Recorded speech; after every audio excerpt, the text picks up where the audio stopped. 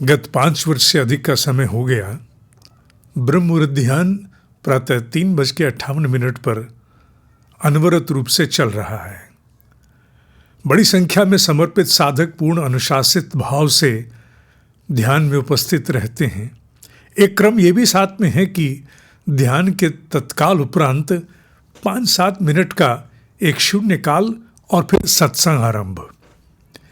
इन पलों में जब ब्रह्मांडीय मन से संपर्क हो तो प्रेरणा अमृतवाणी के लिए प्रेरित करती है। पर साथ ही एक बात और भी है, चूंकि ध्यान के उपरांत सत्संग होता है, इसलिए ध्वनि मंद और गति धीमी रहती है। सत्संग की संख्या तो सैकड़ों सैकड़ों को पार कर चुकी, पर मन आया कि जो वर्तमान के कुछ सत्संग हैं उनका संकलन सबके सामने प्रस्तुत किया जाए। पर सुनते समय ध्यान रहे कि ब्रह्म मुहूर्त ध्यान के उपरांत के सत्संग हैं, जो ध्वनि है, वाणी है, वो थोड़ी मंद और गति आरंभ में धीमी रहेगी।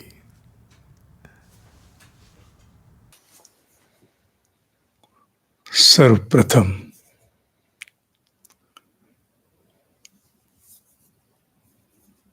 गण तंत्र रूपी पर्व की इस जन गण के मन को बहुत बधाई।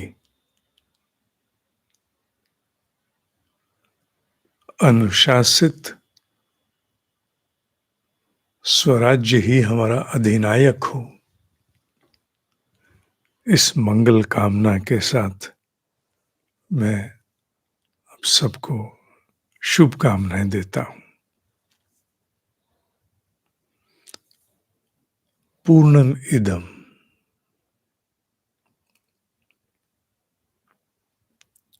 वो पूर्ण है, यही है। मेरे शरीर की अस्थिर तरंगों, मेरे मन, बुद्धि, चित्त, अहंकार की अव्यवस्थित तरंगों से ऊपर वो महाशांत, महास्थिर आनंद का महासत्य है। कहीं और है नहीं। या मैं यूं कहूं, जहां मैं नहीं वहां वो हो ही नहीं सकता।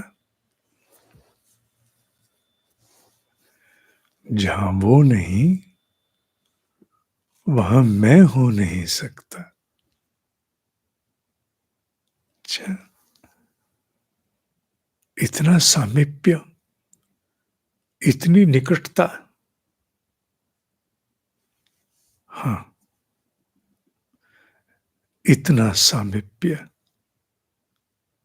इतनी भी निकटता नहीं, इससे भी अधिक। उसे छूने के लिए क्या कोई आडंबर चाहिए?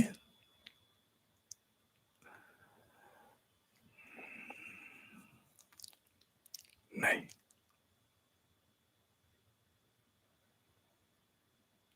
कुछ नहीं, कुछ नहीं चाहिए।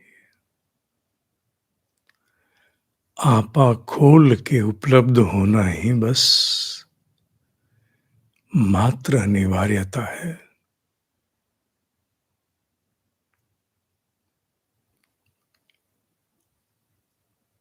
बाकी सब उसमें है। जैसे ही ध्यान में उस पूर्णता को हम छूते हैं, उसका पूर्ण तत्व हम में भी आता है।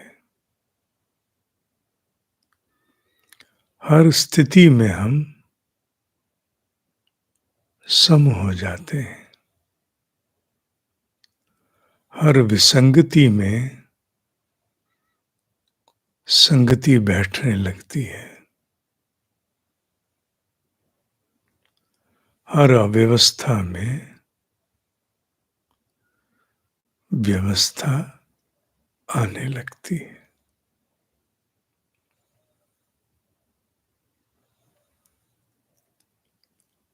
कुछ करना नहीं, बस उसके होने की सत्यता का आभास करना। होने की सत्यता अस्ति। होने की सत्यता अर्थात अस्ति भाव। होने की सत्यता अस्ति भाव। होने की सत्यता का आभास करना और उसे छू जाना। कोई मंत्र, कोई उपासना, कोई विधि, कोई कर्मकांड, कोई विवरण, कोई विस्तार, कुछ नहीं बाबू, कुछ नहीं। बस होने के सत्य का आभास, छू जाना। उसके बाद जो मन संस्कारित होगा,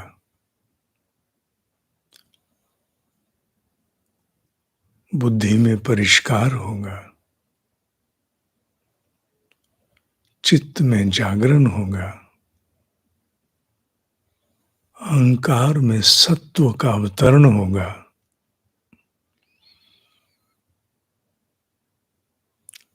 वो जीवन के लिए पर्याप्त,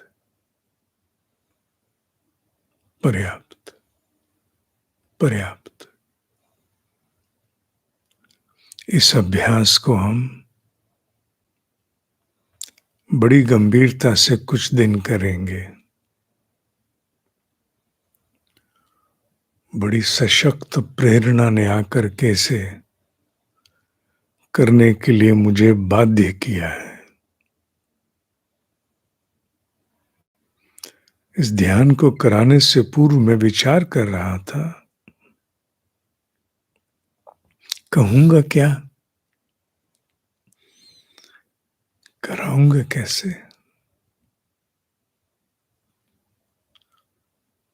जोड़ूंगा कैसे। भाव आया, जितना कहा उतने के लिए उपलब्ध हो जाओ, बाकी ठेका तुम्हारा नहीं है।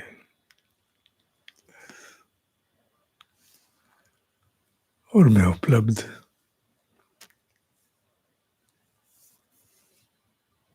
इसे कुछ दिन करेंगे, बहुत से बोध जागृत होंगे,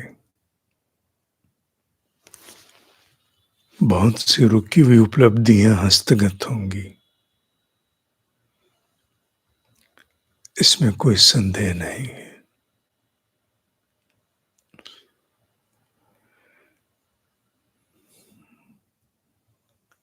आज गुरु वाक्यम भी है, ठीक है, ठीक। ओम ही सत्य है, ओम ही सत्य है, ओम ही सत्य है।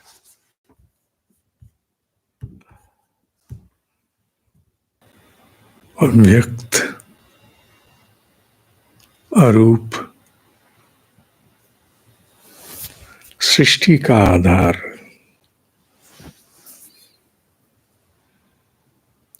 वही स्वरूप में भी है, जो निराकार वही साकार। निराकार की महिमा है कि साकार सृष्टि की उत्पत्ति हेतु उसने अपना स्वरूप प्रकट किया।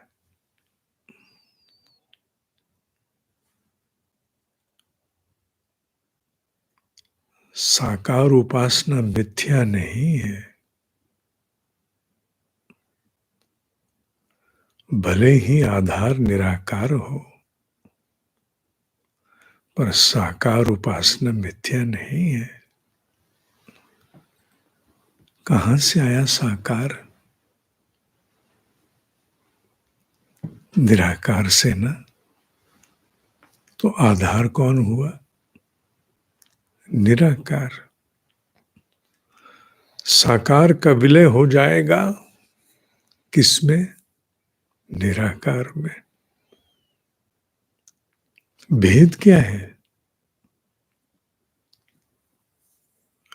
केवल उपासक की अवस्था का। उपासक अपनी अवस्था में जिस स्वरूप में भी चाहे उसी से जुड़ता है। निराकार में भी, साकार से भी। वो निराकार निर्गुण है, निर्लिप्त है, निस्संदेह। पर कल एक उल्लेख किया था कि वो निष्ठुर नहीं है। उसी रची गई उसकी लीला में उसकी ओर से प्रत्युत्तर की पूरे प्रावधान है। न वो बहरा है, न वो मरा हुआ है। वो जीवित है तो हम सजीव हैं। वैसे तो वो अजन्मा है, पर फिर भी बुद्धि को समझाने के लिए बुद्धि संशय करने लगती है। वो निराकार निर्गुण निर्लिप्त है तो मेरी सुनेगा कौन? मेरी सुनेगा कौन? किससे कहूं जाके? वो जो निर्गुण निराकार है, निर्लिप्त है, वो निष्ठुर निर्दयी नहीं है, वही सुनता है। उसी की प्रेरणा से ही साकार उत्पन्न हुआ।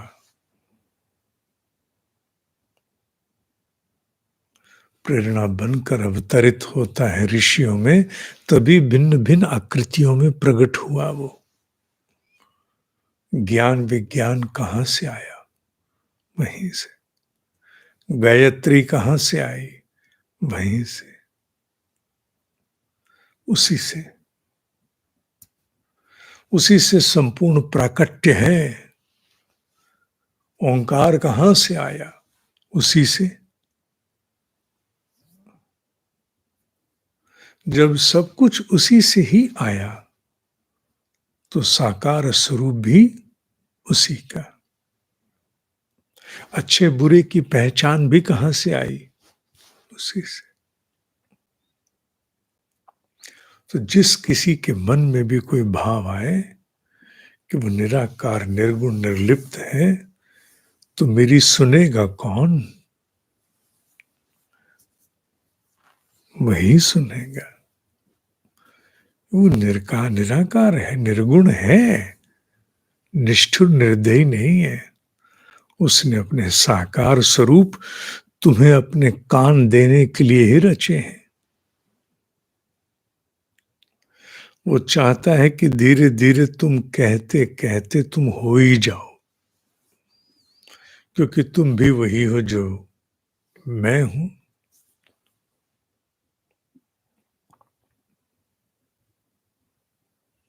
जब हम पूर्ण स्थिर, पूर्ण शांत एक किसी विराट रूप से जुड़ते हैं ना, स्वरूप से, तो हम उसके बहुत निकट, उसको अपने बहुत निकट कर लेते हैं।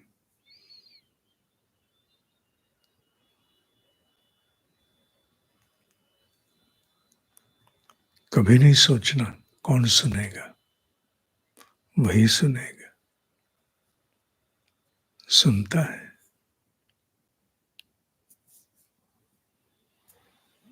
ठीक है। ओम ही सत्य है, ओम ही सत्य है, ओम ही सत्य है।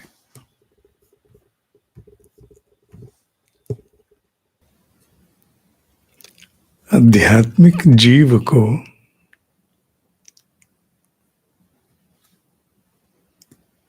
अपनी साधना मार्ग पर, शब्द कितना प्यारा है, साधना, साधक, अपनी साधना मार्ग पर अपनी असफलता भी बड़ी मीठी लगने लगती है।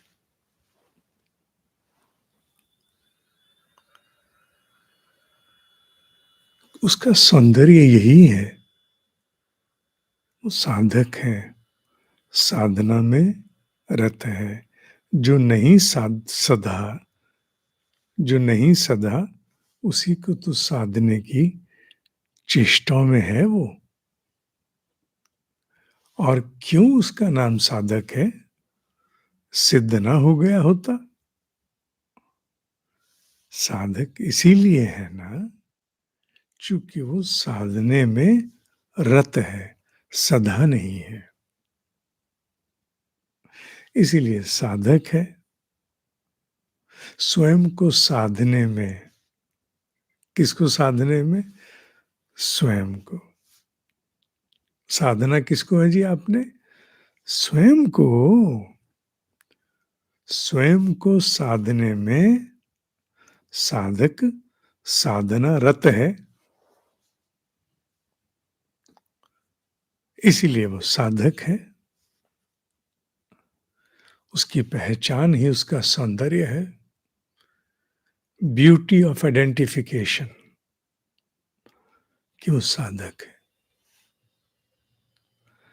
स्वयं को साधने में रत है। तो असफलता मीठी लगने लगती है। ये ठीक है, कोई भी अपने साधना मार्ग में गिरना नहीं चाहता।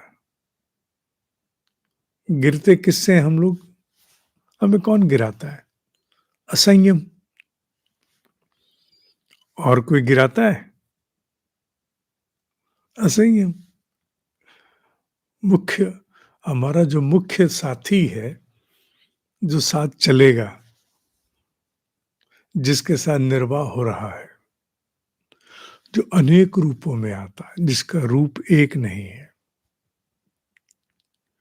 कई द्वार से आता है, जिसकी जड़ें बड़ी गहरी हैं, संस्कारों, वृत्तियों में सूक्ष्म जड़ें हैं, वो हमारा साथी है। वो आके बार बार हमें दर्पण दिखा के जाता है। असंयम बार बार आता है, दर्पण दिखाता है। कैसे? छोटे बच्चे के साथ खेल खेलते हैं ना, कैसे खेलते हैं? हाथ ऐसे रख के और ऐसे करते हैं, अपने आप को छुपाते हैं, फिर दिखाते हैं। बच्चा खिलखिलाता है ना? ऐसे हाथ रखते हैं, छुपाते हैं, ऐसे। या दीवार की ओट में भी जाके, दीवार की ओट में से ऐसे देखते हैं, फिर ऐसे करते हैं, बच्चा हंसता है ना। तो हमारे साथ ये कौन करता है? असंयम। असंयम हमारे साथ खेलता है। ये संयम, ये संयम। संयम, असंयम। असंयम खेलता है, इसीलिए असंयम माने असफलता मीठी लगने लगती है। किसे? साधक को। मीठी लगने माने क्या वो असंयम में रहना चाहता है, चाहती है? नहीं नहीं, असंयम में नहीं रहना चाहता। अब वो हारता नहीं है, थकता नहीं है। धीरे धीरे जिनकी साधना बढ़नी शुरू हो जाती है ना, वैसे तो बड़ी हुई साधना विकसित साधना का प्रतीक है कि अपने असंयम बड़े अखरते हैं, बड़े बुरे लगते हैं, खिन्नता आती है, गुस्सा आता है अपने पे। वो भी एक अच्छा स्तर है, पर उससे भी ऊपर एक स्तर है जब मनुष्य अपने ऊपर हंसना शुरू करता है, ऐसे ऐसे करके हाथ सिर पे रख के और ऐसे गर्दन घुमाता हिलाता रहेगा, हंसता रहेगा। किस पर? अपने पर। क्योंकि असंयम खेल रहा था। हमने सोचा गया, ये रहा। असंयम आके क्या करता है? आप कहते हो संयम सद गया, और अचानक आएगा मैं ये रहा, ये कह के हंसा के चला जाता है। तो असंयम क्या है? साधक के लिए एक मीठा अनुभव, असफलता रूपी मीठा अनुभव। असफलता रूपी मीठा अनुभव असंयम है।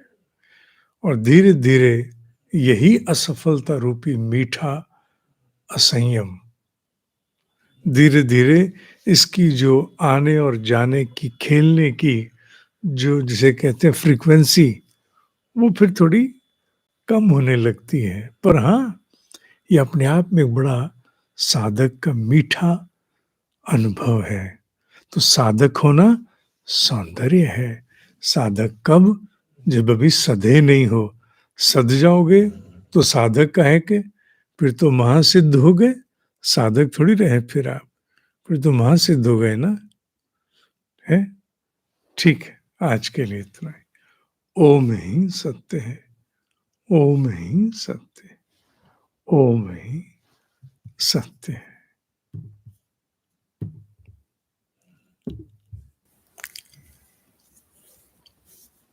उपासना का महत्व मनुष्य के निर्माण के लिए बहुत बड़ा है। उपासना वो कक्षा है जो नर को नारायण बनाती है।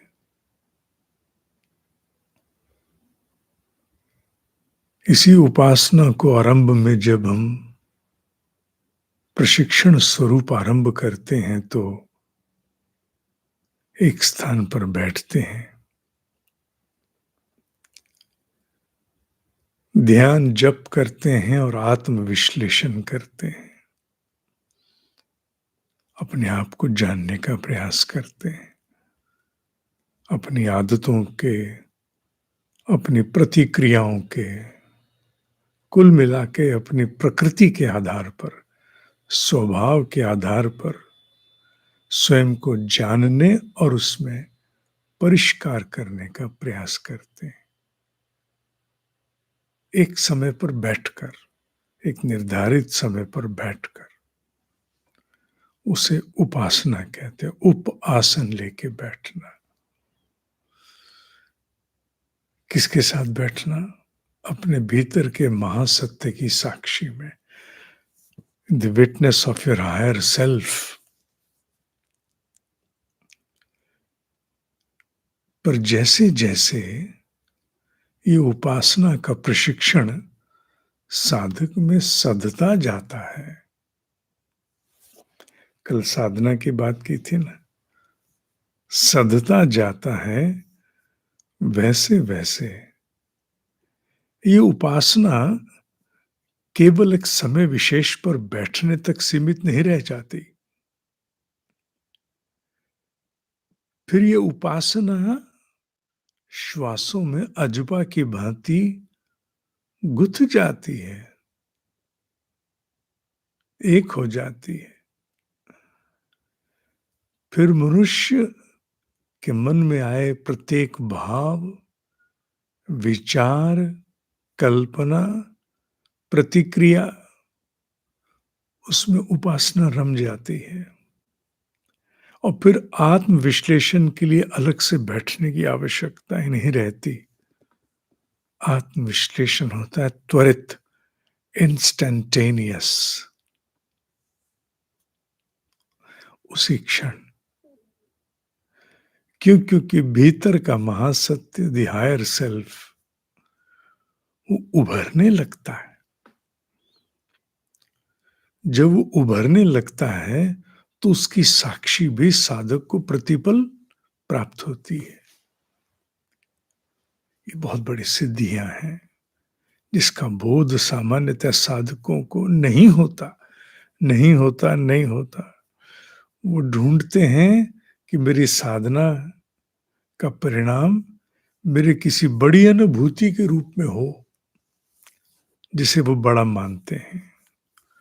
इससे बड़ा और क्या होगा कि तुम्हारे भीतर का तुम्हारा महासत्य, योर हायर सेल्फ, वो अब तुम्हारे साथ जागृत होकर चलता है। तुम्हारा सत्य साक्षी स्वरूप अब जागृत है, प्रतिपल तुम्हारे भीतर है। एक फायरवॉल की तरह से प्रत्येक कल्पना, विचार, कामना, सब कुछ उसमें से फिल्टर होके आता है। अब किसी और के बाहर से आने की आवश्यकता नहीं। हर पल आभास, हर पल बोध, उचित अनुचित, उचित अनुचित, उचित अनुचित। जब ये त्वरित हो, इंस्टैन्टेनियस, और क्या सिद्धि बचेगी तेरे लिए बाबू? ये बहुत बड़ी सिद्धि है।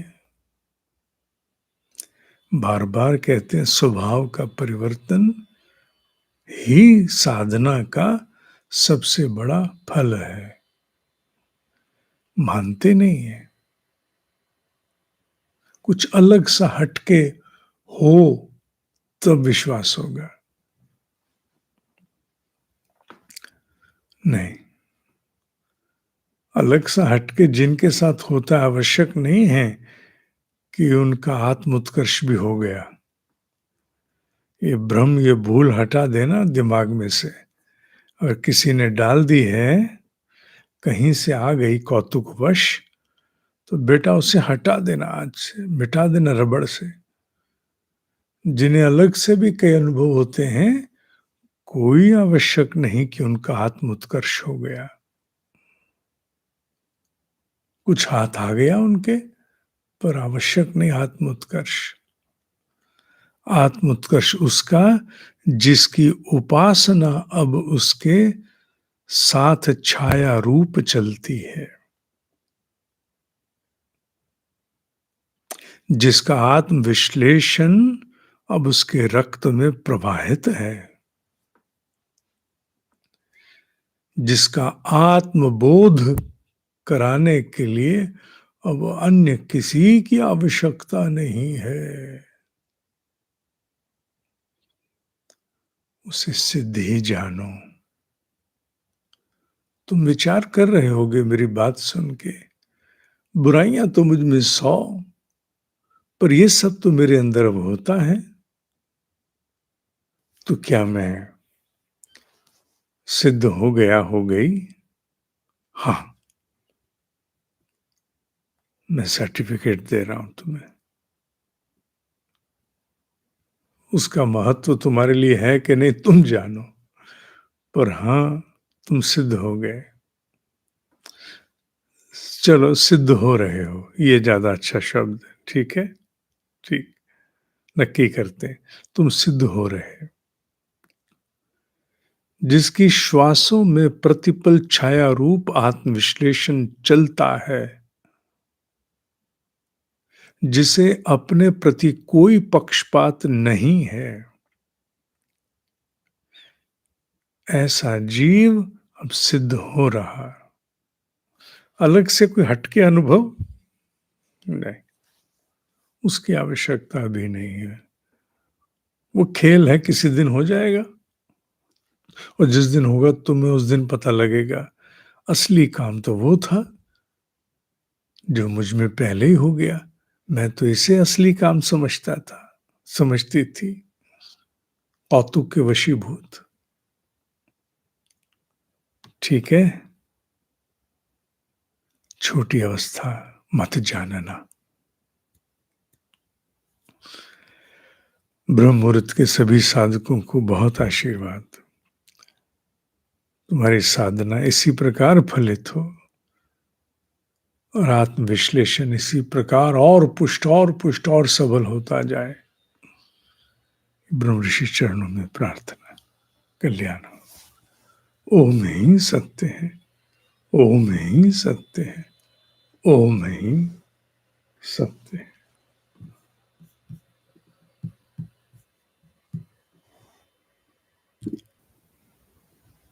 अध्यात्म पथ के साधक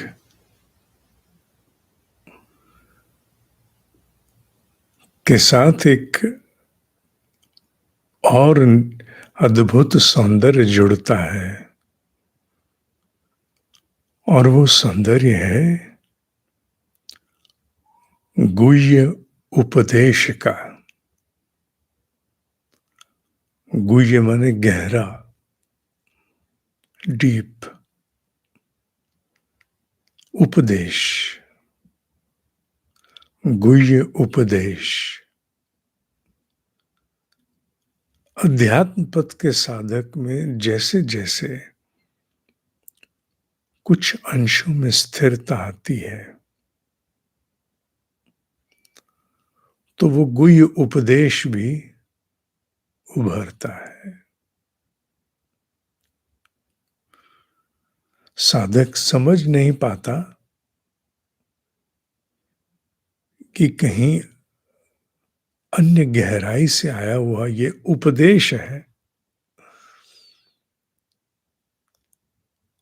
संदेश नहीं, उपदेश।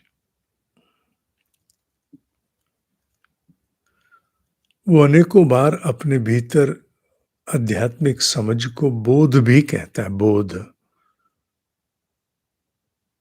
गुह्य उपदेश बोध के रूप में ही आता है।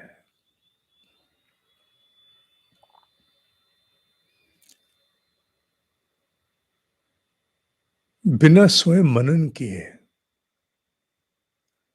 अपने ही मस्तिष्क में उत्पन्न होने वाले नाना प्रकार के भाव को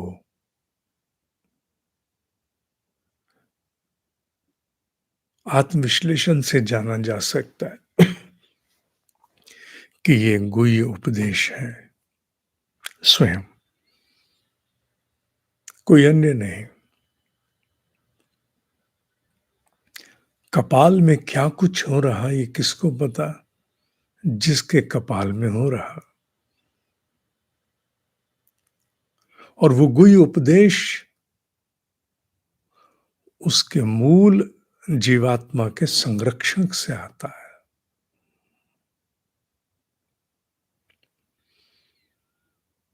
कई बार इतनी अस्थिरता रहती है मन में, समझ ही नहीं आता।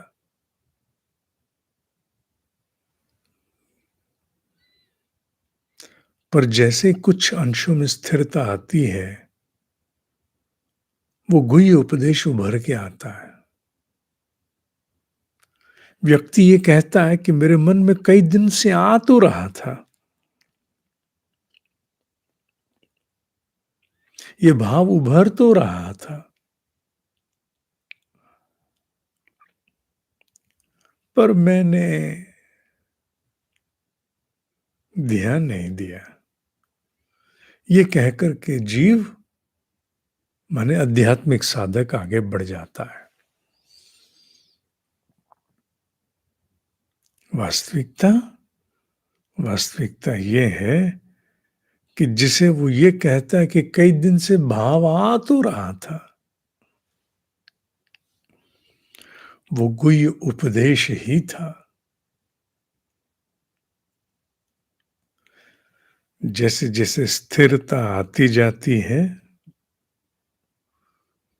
फिर गुह्य उपदेश को सुनने में, समझने में, पहचानने में विलंब नहीं होता।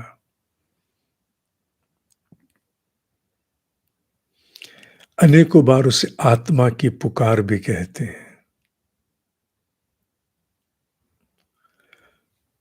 पर कई ज्ञानियों ने उसे गुह्य उपदेश की संज्ञा दी है। और कुछ गलत नहीं किया, बिल्कुल ठीक कहा। वो है ही गुह्य उपदेश, जो मूल आध्यात्मिक संरक्षक सत्ता से उभर कर आया है, विशेष तुम्हारे लिए। जैसे अपने हिस्से का सूर्य देखते हो, वैसे ही अपने हिस्से का गुह्य उपदेश भी पहचानना चाहिए। यकायक समझ नहीं आएगा, स्वाभाविक है, पर रह रह के उभरने वाला भाव बिसराना नहीं चाहिए, गंभीरता से लेना चाहिए। और गंभीरता से लेते हुए मनन करना चाहिए। भाव मेरे मन में कई बार आ रहा है, क्यों? नहीं समझ में आए तो मार्गदर्शन प्राप्त करो कि ऐसा भाव मेरे मन में रह रह के कई बार आया, मैंने ध्यान ही नहीं दिया।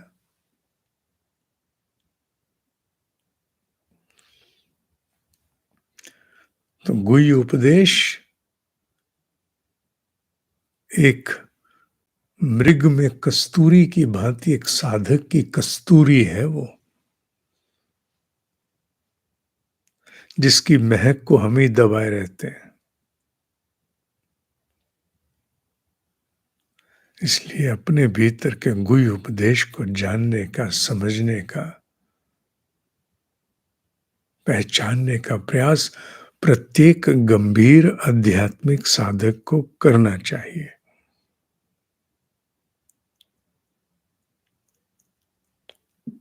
ठीक है, आज के लिए इतना ही। ओम ही सत्य है, ओम ही सत्य है, ओम ही सत्य।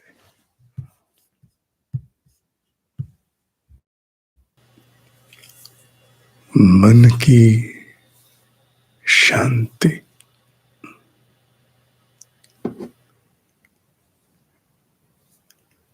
किस मोल मिलती,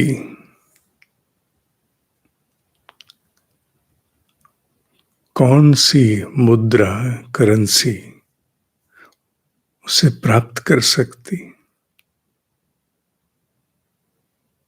त्याग। त्याग रूपी मुद्रा से मन की शांति प्राप्त की जाती। त्याग कैसे करें? कोई सरल सा सूत्र जो त्याग की स्थापना हमारे भीतर कर सके। लोक मंगल, लोक कल्याण ही जिनका जीवन उद्देश्य हो जाएगा, त्याग स्वतः धीरे धीरे धीरे धीरे उनमें अवतरित होने लगेगा।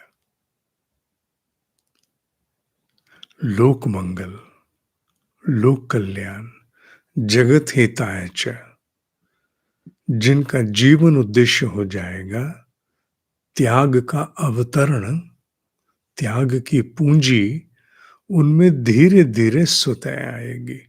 धीरे धीरे क्यों? एकाएक नहीं, नहीं एकाएक नहीं। जब लोक कल्याण को ही जीवन उद्देश्य मान लिया, तो फिर त्याग तो हो गया ना। हाँ, कहने को तो हुआ, पर पूरा नहीं। क्या शेष बच गया? शेष बच गया मनुष्य की अपने आपे की आसक्तियां, अपने आपे की आसक्तियां, अहंकार के विकृत स्वरूप लोक कल्याण रूपी उद्देश्य में भी पीछा नहीं छोड़ते हैं।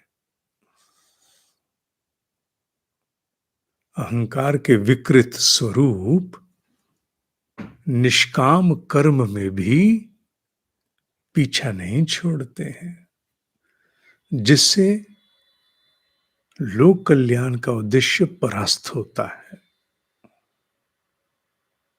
भले ही कहने को जगत हिताच के लिए सांसें ली जा रही, पर अगर अहंकार का विकृत स्वरूप आचरण में होगा तो दूध में नींबू निचोड़ा जाएगा।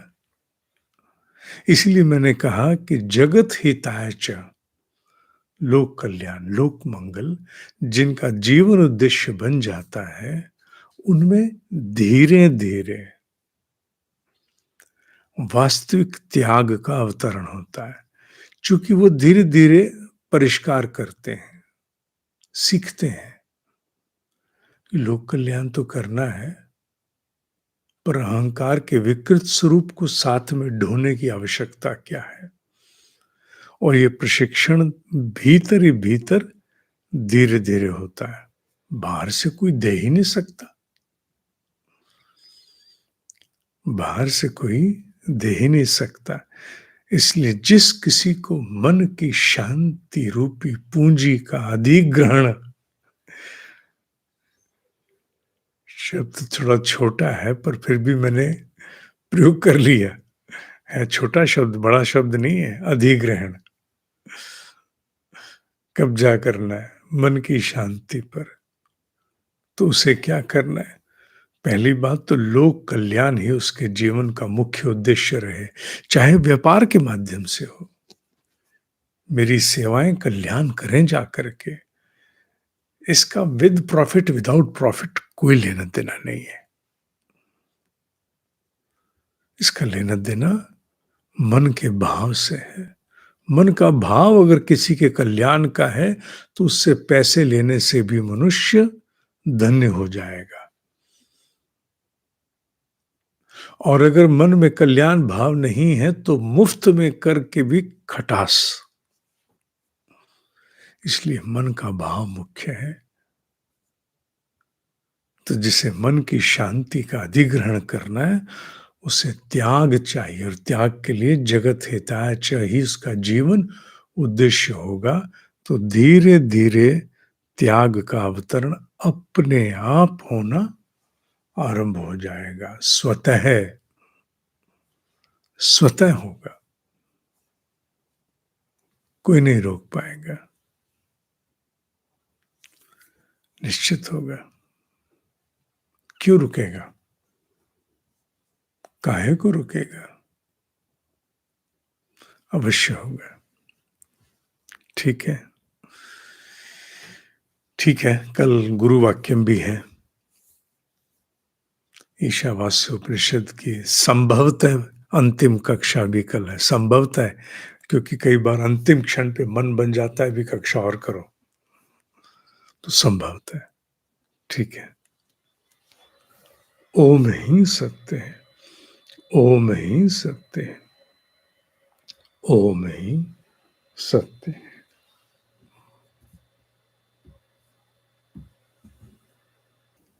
हम सुनते आए हैं मिट्टी में प्राण,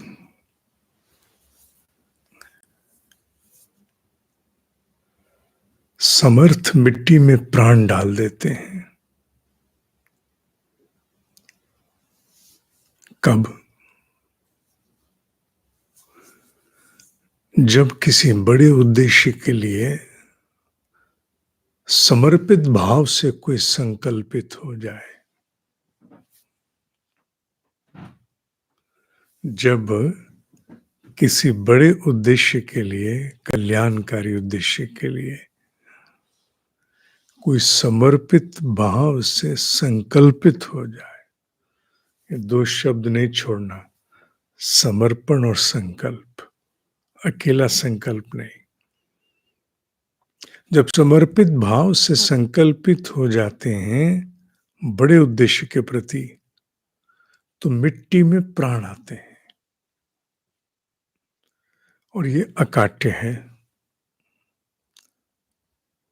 जहां बिल्कुल क्षमताएं प्रतीत नहीं होती, लगता है कि ये तो कुछ कर ही नहीं पाएंगे, इनसे कुछ हो ही नहीं पाएगा, वहां उन्हीं से, उन्हीं के द्वारा बड़े उच्च स्तर के श्रेष्ठ कार्य होना आरंभ हो जाते हैं। इसे कहते हैं मिट्टी में प्राण। जब किसी अति सामान्य, जिसमें क्षमताएं नहीं दिख रही, जब उसके द्वारा एक श्रेष्ठ स्तर पर कोई बड़े उद्देश्य के प्रति कार्य होना आरंभ हो जाए, तो जानना चाहिए मिट्टी में प्राण आ गए। और मिट्टी में प्राण जब भी आएंगे, उसका आधार एक ही होगा, समर्पित, संकल्पित, समर्पित भाव से संकल्पित। समर्पित भाव से संकल्पित जीव न हार देखता न जीत देखता, फिर वो अपना सब कुछ भुला देता। उद्देश्य के प्रति उससे जो बन पड़ता वो करता करती, तो मिट्टी में प्राण आ जाते। और यह काट्य है, बड़े बड़े कार्य अति सामान्य प्रतीत होने वाले लोगों ने जब किए, जिन्हें ग्वाल बाल, रीछ वानर के नाम से भी संबोधित करते हैं, जब भी उन्होंने, अति सामान्य स्तर के लोगों ने बड़े बड़े कार्य किए, तो उसके पीछे का रहस्य एक ही था, उद्देश्य बड़ा था। वो समर्पित भाव से संकल्पित थे, हो गए, जुट गए। जहां तथाकथित समझदार इस बात में ही उलझा रहता है, मुझे कौन कौन देख रहा है,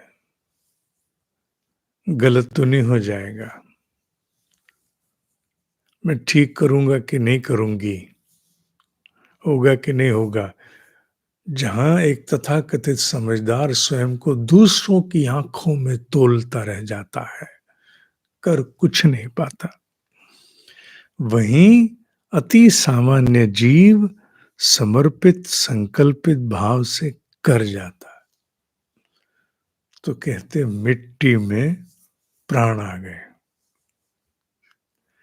जब भी मिट्टी में प्राण के दर्शन करने हो, तो इसी रूप में करना, चाहे अपने में या किसी अन्य में। उद्देश्य शिव संकल्प होना चाहिए, बड़ा उद्देश्य, कल्याणकारी, और समर्पण संपूर्ण हृदय से, और संकल्प, कि कुछ भी करोगे वो श्रेष्ठतम होगा, कुछ भी करोगे वो श्रेष्ठतम ही होगा। तुम्हारे कर्तृत्व का प्राण जाकर के प्रभाव को उत्पन्न करेगा,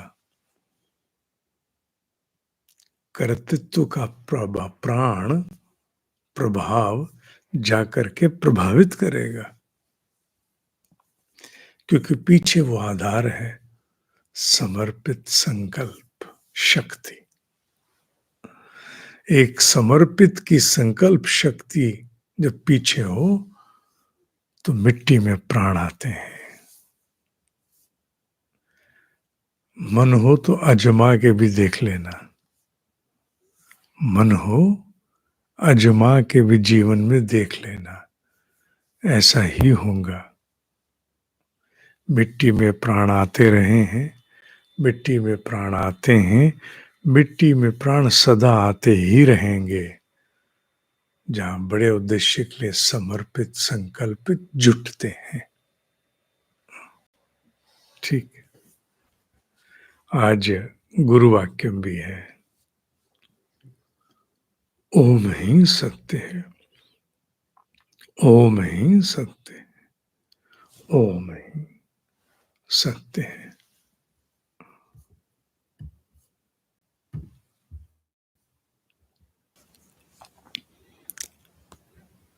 एक साधक की एकाग्रता में और एक सामान्य जीव की एकाग्रता में बहुत बड़ा अंतर होता है। सामान्य जीव चेतन जगत के विषयों पर एकाग्र होता है। उसकी एकाग्रता कितनी भी क्यों ना हो, वो चेतन जगत के विषय तक सीमित रहती है। वहीं इसी एकाग्रता के माध्यम से एक साधक अचेतन में चला जाता है। निर्विचार अवस्था में ब्रह्मांडीय मन के संपर्क में आ जाता है। जागृत, स्वप्न, सुसुप्ति, इसके लिए साधक को सोने की आवश्यकता नहीं पड़ती। बिना निद्रा के पूर्ण सजगता में भी वो उस अवस्था में चला जाता है। उसके लिए सुसुप्ति की प्राप्ति हेतु निद्रा की कोई आवश्यकता नहीं, वो जागृत अवस्था में चला जाता है। इसलिए एक सामान्य व्यक्ति की एकाग्रता में, साधक की एकाग्रता में बहुत बड़ा अंतर है। बहुत शब्द पर मैंने बहुत बल दिया है, क्योंकि अंतर है ही इतना बड़ा। सामने के विषय पर एकाग्र होकर के स्थिर हो जाना एक बात, क्योंकि आप विषय तक केंद्रित रहोगे, विषय से आगे नहीं। वहीं निर्विचार अवस्था में जाकर के ब्रह्मांडीय मन के संपर्क में आ जाना एक भंडार को हस्तगत करना है। तो दोनों की एकाग्रता में बहुत बड़ा अंतर है। साधक भले ही अपने आप का मूल्यांकन उतने बड़े स्तर पर ना भी करें, आवश्यकता नहीं है, पर साधकों के साथ जो साधना में नित्य प्रति है, साधक कौन? जो नित्य प्रति है, अनुशासन में, यदा कदा नहीं। यदा कदा वाला साधक नहीं, वो बाबूजी है। तो साधक है वो अगर किसी सकारात्मक विषय को लेकर के सकारात्मक भाव, सकारात्मक तरंग, positive vibration, positive thought, positive intention, even positive imagination, उसे लेकर के एकाग्र हो जाएगा और निर्विचार होगा, उसका प्रभाव 1000 गुना होगा। उसका प्रभाव स्वयं के लिए तो होगा ही, उसके आसपास के पूरे मंडल, आसपास की परिधि में भी उन तरंगों का प्रभाव आएगा, ये निश्चित है, अकाट्य है। अर्थात वो तरंगों का स्रोत बन जाएगा, जिन तरंगों को लेकर के वो एकाग्र होकर निर्विचार अवस्था को प्राप्त होगा। यही अगर चिंता की तरंगे होंगी, भय और आशंका की तरंगे होंगी, तो एक साधक उन्हें और कई गुना विस्तार दे देगा। उनके स्थान पर सकारात्मक तरंगे, positive vibrations, positive thoughts, positive intention, positive imagination, positive desire, objective कहें, तो उन्हें लेकर के वो निर्विचार हो जाएगा, एकाग्र होकर ध्यानस्थ हो जाएगा। तो उनसे उपार्जित होने वाली, उद्भासित होने वाली तरंगे वैसा प्रभाव कई गुना लेकर के आएंगी, क्योंकि साधक को अपने अभ्यास के द्वारा उस निर्विचार अवस्था में जाना आता है, जहां एक साम्राज्य है अनंत भंडार का, एक ऐसा साम्राज्य जहां जिस भी तरंग को लेकर ध्यानस्थ हो जाओगे, मोटे रूप से कहें जिस इंटेंशन को, तो वैसी ही सजातीय, लाइक माइंडेड, लाइकवाइज वैसी ही तरंगों को चारों ओर से आकर्षित करके अपने आसपास बटोर दोगे, उनका भंडार बटोर लोगे। इसीलिए साधकों में एक क्षमता होती है जो सामान्य में नहीं होती। वो बहुत से ऐसे काम भी कर जाते हैं जो सामान्य के लिए करना बड़ा कठिन, जटिल, असंभव सा प्रतीत होता है। साधक कर जाएगा। क्यों? क्योंकि साधक कहीं ना कहीं उस ब्रह्मांडी मन के साम्राज्य से जुड़ना जानता है। वो कुछ भी क्षमता ना होते हुए उससे जुड़कर बटोर के लाना जानता है, जानती है। कितना बड़ा महत्व है। एक सकारात्मक तरंग को लेकर के जब साधक प्रार्थनाओं में जाते हैं, लोक मंगल की प्रार्थनाओं में जाते हैं, किसी के कल्याण की प्रार्थनाओं में जाते हैं, तो उनका प्रभाव क्यों अधिक होता है? क्योंकि वो प्रार्थना करते करते उनकी एकाग्रता उस चेतन मन को लांग करके उस अचेतन के, उस ब्रह्मांडीय मन के साम्राज्य को प्राप्त हो जाती है और बटोर लाती है वो प्रभाव जो वांछित है, जो चाहिए। कितना बड़ा रहस्य और कितनी बड़ी सामर्थ्य है, कितनी बड़ी शक्ति है ना? इसका ध्यान रखना, क्योंकि ये सत्संग ब्रह्म मुहूर्त ध्यान उपरांत हो रहा है। तो कौन कर रहा है? 5 बजने से पहले तो हम सब समेट लेते हैं 3:58 पे आरंभ करके, तो केवल साधक ही तो अभी सुन रहे हैं ना। सत्संग तो बाद में और लोग भी सुनेंगे, पर अभी तो साधक सुन रहे हैं। तो साधकों को अपनी चिंतन प्रक्रिया पर और अधिक गंभीर होना होगा कि उनके मस्तिष्क में, खोपड़ी में कौन कौन से उत्पादन चल रहे हैं, विशेष रूप से ऐसे उत्पादन जिन्हें लेकर के उन्हें अचेतन में जाना आता है। और अजपा वाले साधक तो और गंभीर हो जाए, उन्हें तो और अधिक गंभीर हो जाना चाहिए। वो तो फैक्ट्री बन चुके हैं ऊर्जा उपार्जन की। ठीक, ये बात बड़ी महत्वपूर्ण है। प्रेरणा ने कहा इसे आज साझा किया जाए, अतः आप सबके साथ से साझा किया जाता है। ध्यान देना, सकारात्मक तरंगे ही पकड़ना और उन्हें पकड़ करके तब निर्विचार अवस्था में जाना, उससे पूर्व नहीं। सावधानी आवश्यक है। ठीक है, ठीक है। ओम ही सत्य है, ओम ही सत्य है, ओम ही सत्य है।